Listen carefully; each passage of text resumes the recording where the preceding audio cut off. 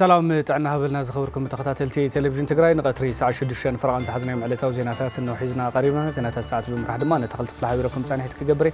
سناي مكتال فلما መንግስት ፌደራል ብልዝብን በሰላማዊ መንገድን ውዕል ፕሪቶሪያ ክፍጽም እንዳተገባው ኣብ ልዕሊ ህዝቢ ትግራይ ገብሮን ዝነበረ ተደጋጋሚ በደል መቀጸልታ ሕዝውን ንኹናት ይዳለሎ ክብሉ ምሁረ ታሪኽ ኣይተ ጸጋዛብ ካሳ ገሊጾም መሳራትና ጎይቶም ተኸስተ አዘራሪቦም አለው ኣብ ልዕሊ ህዝቢ ትግራይ ተደጋጋሚ በደላት ይበጽሑ ዘለው ንመንነቱን መሰሉን ኣጥቢቁ ስለ ዝቃለስን ኣብ ዘለናዮ ዞባውን ማእኸል ስልጣነን ስሕበት ፖለቲካ ብምዃኑ እዩ ክብሉ ምሁር ፖለቲካ ኣይተ ጸጋዛብ ካሳ ገሊጾም ዝኸፍአ ጽንተታዊ ኹናት ኣብ ልዕሊኡ ተኻየደሉ ህዝቢ እዩ ህዝቢ ትግራይ ማለት እዩ ዞባዊ ሃገራዊ ቅልውላዋት ማእኸል ዝኾነ ቦታ ውሽጢ ዓብዪ ዕንወት ናይ መሰረተ ልምዓት መሓውር ዕንወት ናይ ህዝቢ ጽንተት ናይ ፖለቲካዊ ግዝኣት ምክፍፋል ብኻልኦት በወረርቲ ሓይልታት ጮያ ተኻየደሉ ሰፊሕ ስነልቦናውን ኣካላውን ዘመተት ተገበረሉ ቁጠባውን ፖለቲካዊ ኢንቴግሪቲው ክበርስ ዝተፈረደሉ ህዝቢ ኮይኑ ንሪኦና ኣብዚ ኣነ ኣይበርስን ሓለዋተይ ቀራግጽ ህልውናይ መሰል ዓርሲ ውሳነ ከራግጽ ኣለኒ እናተቃለሰ ለሃለዋቱ ብግልጽ ልተኣወጀን ብሰላሕታ ዝግበርን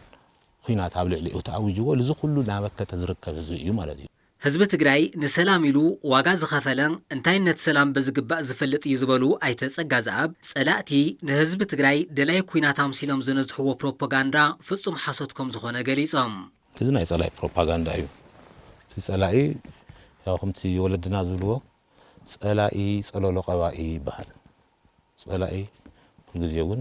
ዘይኾንካዮ ምስሊ ክሕዘካ ክትሕዘካ ዘይኾንካዮ መስሊኻ ክትረኣይ ክገብረካ ብዙሕ ዓይነት ጸለመታት ጠቐነታት ኣብ ልዕሊኻ እዩ therefore ኣብ ልዕሊ ህዝቢ ትግራይ እውን ኹናት ደላይ ዘይ ኹናት ዘይነብር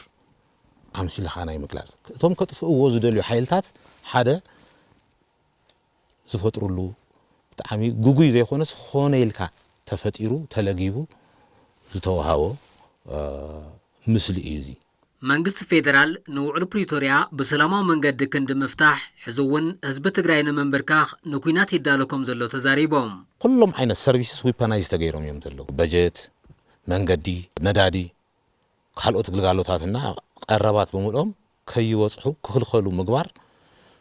ወይም ብቐሊሉ ኣክሰስብል ከይኾኑ ምግባር ዝዓርሱ ዝኻለ ኹናት እዩ እዚአን ተቋሪጸነ ይፈልጣን እስካብ ህዚ እዚአን ነገራት ምግባሩ ዘርእየካ ነገር ኹናት ዝቐጽል ምዃኑ እዩ አንቶ ዘበልናዮ እውን ኹናት ተደሊኡ ይኹም ዝለና ዘሎ እሱ ባዕሉ ኹናት ስለ ዝደሊ እዩ ኹናት ልደሊ ምዃኑ መራገጽ ድማ እዚ እዩ ታናይ ሰላም በዚ በኣናገጽ ዝቐርቡ ሕቶታት ሲምፕልና ብቐሊሉ ክፍጸሙ ዝኽእሉ እናሃለው ሳቶም ብዘይ ምፍጻም ኹናት ቅጽል ገይርዎ ኣሎ መንግስት ፌደራል ሕዝውን ውዕል ፕሪቶሪያ ክፍጽም ዝጸውዑ ኣይተ ጸጋዛብ ካሳ ህዝቢ ትግራይ ድማ ነቲ ኣብ ልዕሊ ይፍጸም ዘሎ በደልን ትልሚ ኹናትን ንምፍሻልን ንምምካትን ሓድነቱ ከስጥም ይግባእ ኢሎም ናይ ህዝቢ ትግራይ ሕቶታት መሪሕነት ትግራይ ይኹን ህዝቢ ትግራይ ዘቕርቦም ዘሎ ሕቶታት ግልጽ ስለ ዝኾነ ሕገ መንግስቲ ይከበር ፕሪቶሪያ ይፈጸም እዩ ሕፅር ኣቢልካ ትሪኦ ተለኻ ማለት ሰላማዊ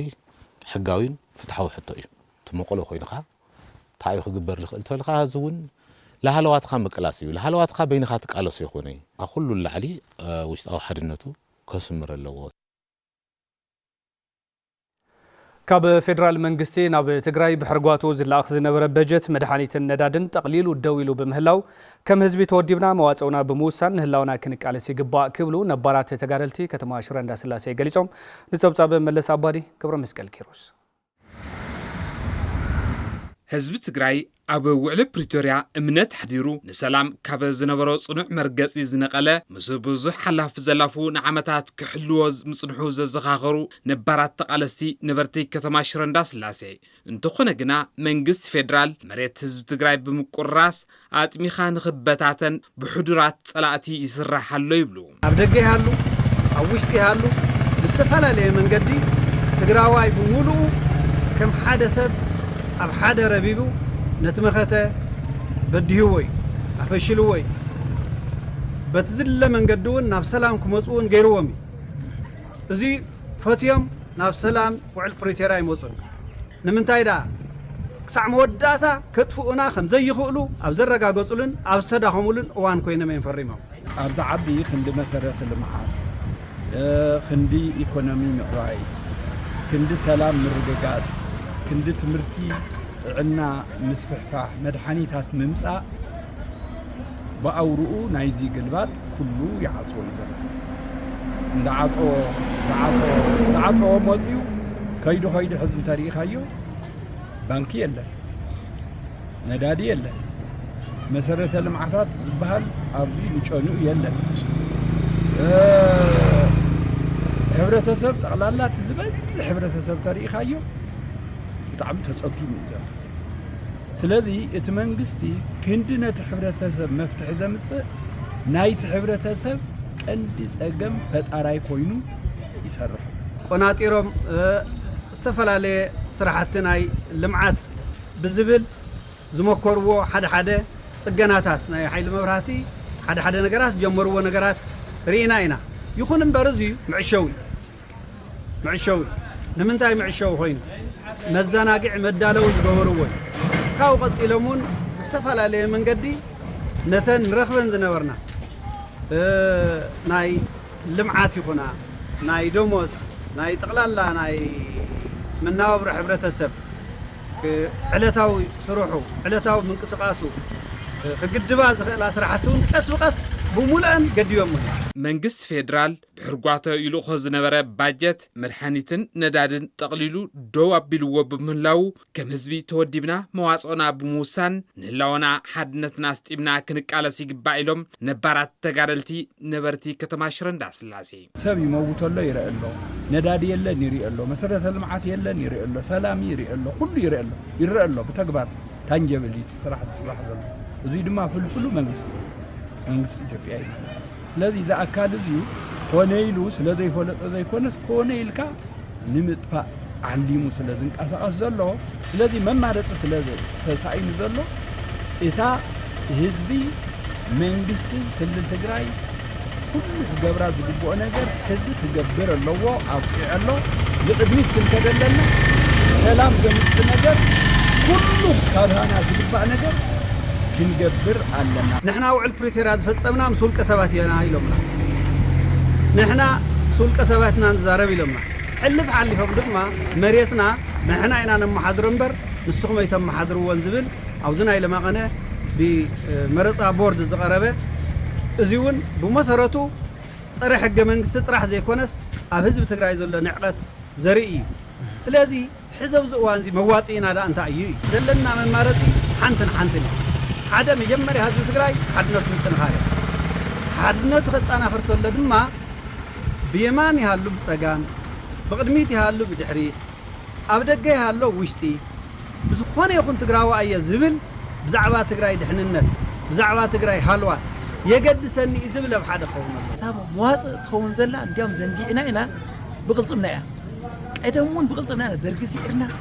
ብቕልፅምና ክብርና ብቕልፅምና መንነትና ብቕልፅምና ኢና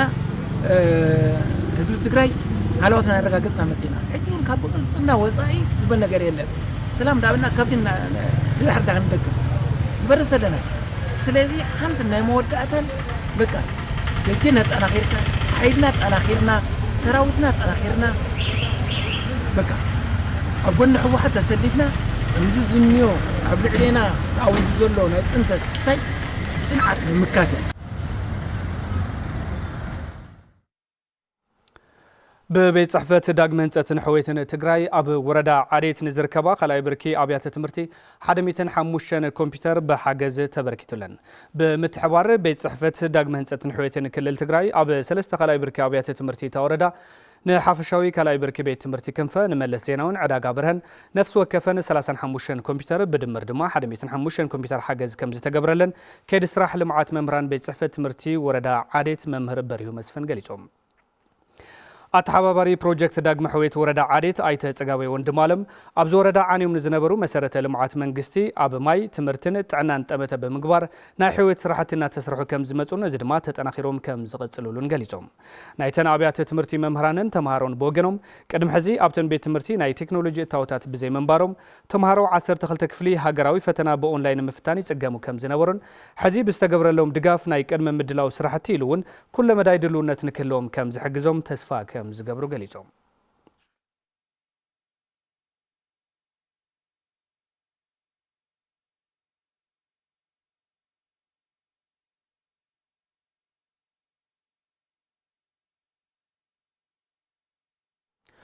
بصحفة داغ مهنصة حويتن تግራይ وردا دغعاتن بين بلعلي 9 مليون ብር ዝሃነጾ መምሃሪ ክፍለ መሪቖም ኣብ ወረዳ ደጉዓተን ቤን ጣብያ ዳዕረረ ኣብ ቀዳማይ ብርኪ ቤት ትምህርቲ ዳዕረረ ብምትሕባር ቤት ጽሕፈት ዳግ ምህንጸትን ሕዌት ትግራይን ናይ ሕቡራት መንግስታት ልምዓት ፕሮግራም ፋይናንሳዊ ድጋፍን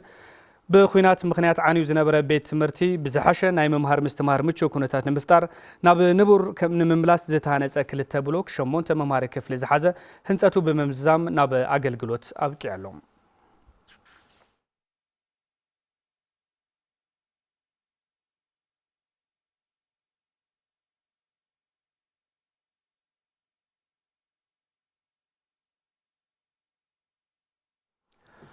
كلكلا ندادي قصيل يركب كبل ايجنسي نقدن سددن تግራይ ገሊጹም በደብዳቤን በአካልን ፌደራል መንግስት ሕቶ ከም ዘቅረበ ዝገለጸ ኤጀንሲ ስሩዕ ምላሽ ክወሃበነ ካለን ክብል ድማ ፍሊጡ ተስፋይ ታደሰ ተወሳቀሎ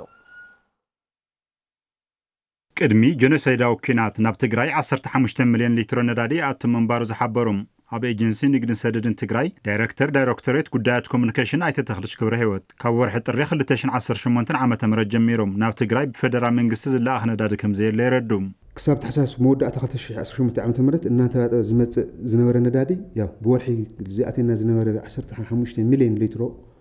ላብ 850 ነው ወሪዶ ማለት እዩ ተፋላይ ረእይዎ ብጣዕሚ ብዙሕ ፋላይ ኣለዎ ማለት እዩ እዚ ኣብ ምንቅስቃስ ልምዓት ትግራይ ብጣዕሚ ሰፊሕ ጸገምና ጽሎ ኣይፈጢሮ ማለት እዩ ብድሕሪኡ ኣብ 850 በወርሒ እውን ተጠይለን ማለት እዩ እናገደደ እዩ ኸይዱ ማለት እዩ ብፍላይ ካብ ዝሓለፈ ወርሒ ጥሪ 2018 ዓመተ ምህረት ጀሚሩ ጠቅላላ ላብ ትግራይ ዝኣት ዝነበረ ነዳዲ ሙሉእ ብሙሉእ ተጠዊሉ ማለት እዩ ሕጽረት ነዳዲ ዘስዕቦ ኣብ ትግራይ ከቢድ ኢኮኖሚያውን ማሕበራውን ቅልውላው ፈጢሩ ይርከብ ይብሉም ብተወሳኺ እዚ ነዳዲ ናብ ትግራይ ከያኢቱ ዝተገበረ ኸልኸላ ስዒቡ ኣብ መሰረታዊ ሸቐጣት እውን ዘይተደለየ ወሰኽ ዋጋ ፈጢሩ እዩ ማለት እዩ በዚ ምክንያት ናይ ህዝብና መናወሮ ላብ ምንጋዕ ዝኣተወሉ ኩነታት እዩ ተፈጢሩ ዘሎ ማለት እዩ ዝውሃቡ ዝነበሩ ድንገተኛ ናይ ህይወት ምድሓን ኢመርጀንሲ ስራሕቲ እውን ሙሉእ ብሙሉእ ጠጠው ናብ ዝብሉ ብርኪ በፂሖም ኣለዉ ሰዓት እዚ ማለት እዩ ብፍላይ ድማ ሪፈራል ሆስፒታል ዓይደል ካልኦት ናይ ትካላት ጥዕና ድንገተኛን መደበኛን ኣገልግሎት መሃብ ናብ ዘይኽእሉ ብርኪ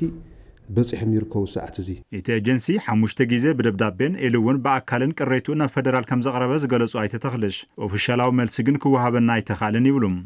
ናብ አዲስ አበባ ደብዳቤ ልኢኽና ኢና ማለት እዩ ናብ ንግድና ቀጠናዊ ትስስር ሚኒስተር ፕላስ ኢነርጂና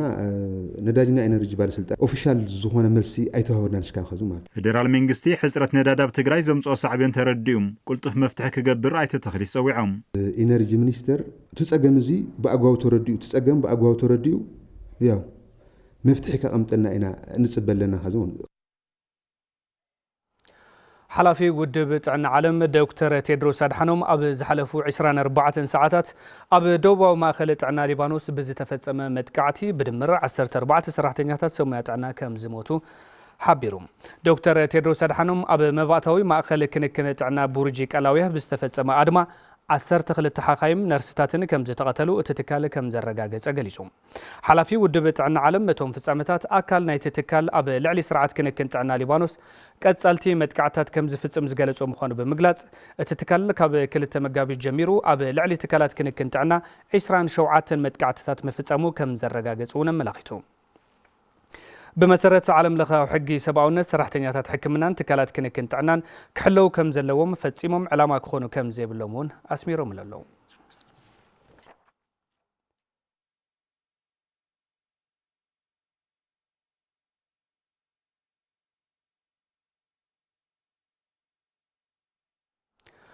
منستري تعنا إسرائيل أب زحلفو 24 ساعات 108 سبات قسيلهم ناب هوسبيتال كم زي توسدوا حبيرهم. المنستري كابتوم استجدوا توم 96 قليل موجوداتي كم زجاجت حبيرو توم استرفوا دما جنا حكمنا يرخب اللويلهم. إسرائيل أب لعلي إيران متقعت نفرتي كابت تجمر ندحر 395 سبات قسيلهم ناب هوسبيتال توسيدهم اللو كابزاتهم توم 8 حدن حزون حكمنا يجبر لهم كم زلوا تجلسهم.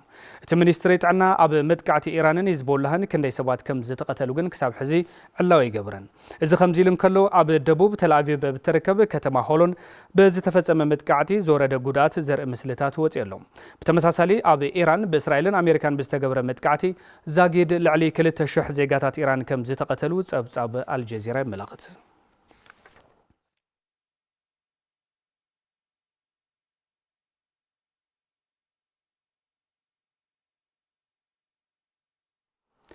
زخبركم متملكتنا كابز بمقصال دما صبصوت سبورت زعلتنا نابخم كنقرب دحر حصار مسغاغريت مسارحتنا حابين كحساي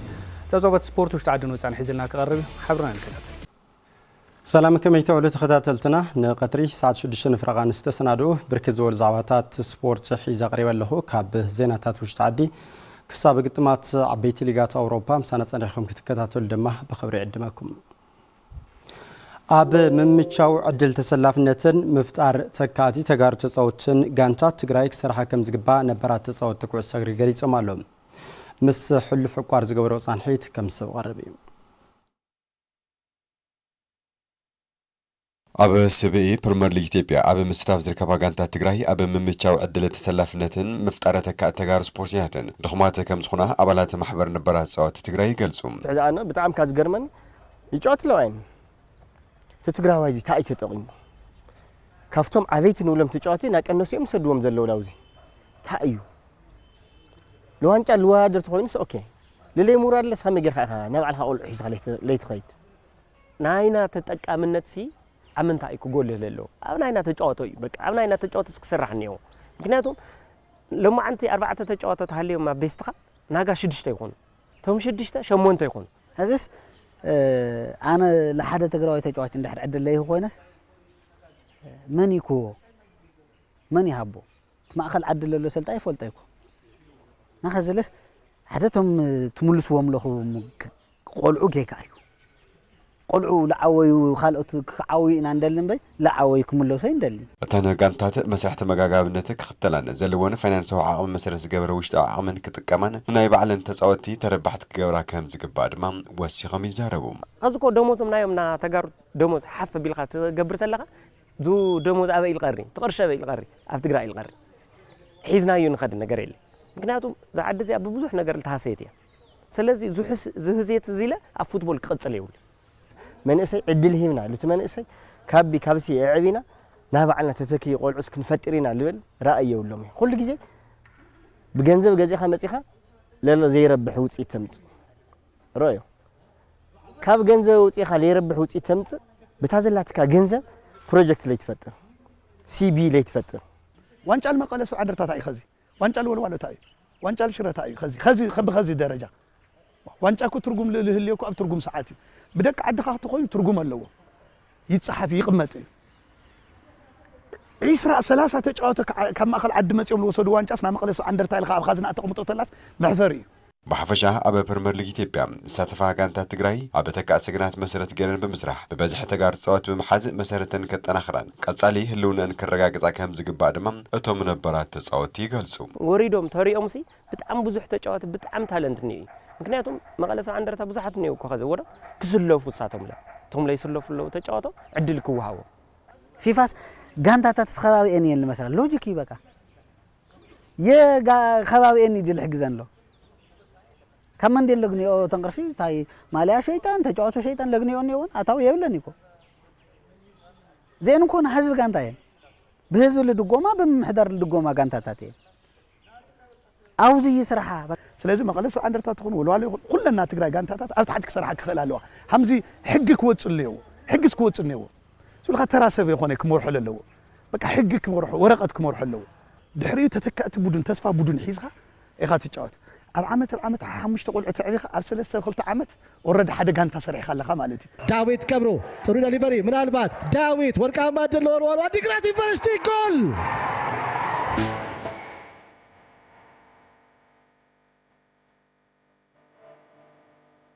ተክለ ጸጋይ ምስ ስፖርት ቴሌቪዥን ትግራይ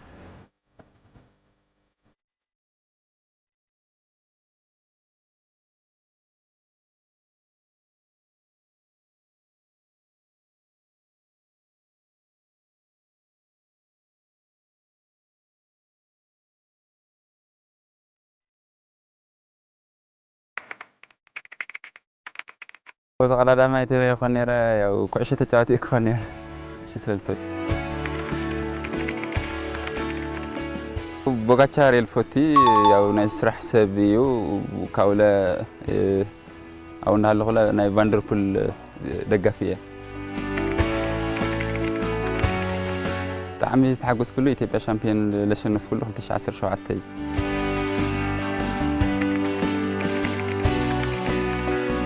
تعمي الحزن كله 2016 شيء أمتى مرات يا ونيتيبيا شامبيونا أبز جيت نهالله الوضع كله ساعات نيرنا شو ساعات بتعمي حزينة نيرة كاكو عساقري ناي مانشستر يونايتد لقى فيه كوعشة رز بشكليتها مسورركو يا أب ظرف بشكليتها أكثر حل دليل